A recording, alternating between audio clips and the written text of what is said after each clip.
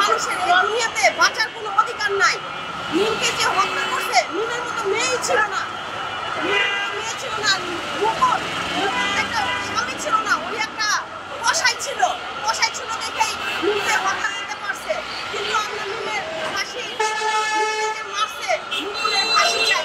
মুকুলের সাথে মা বোন সবাইকে আমরা সবার ফাঁসি চাই। মুকুলের মতো স্বামীর বাংলাদেশে বাঁচার কোনো অধিকার নাই।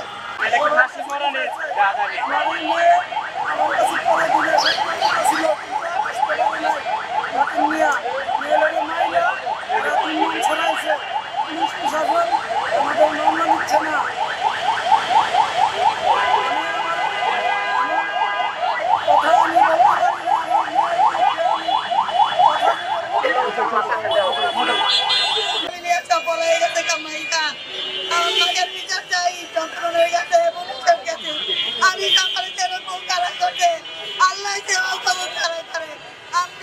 আমরা ফাঁসি চাই, মুকুলের ফাঁসি চাই।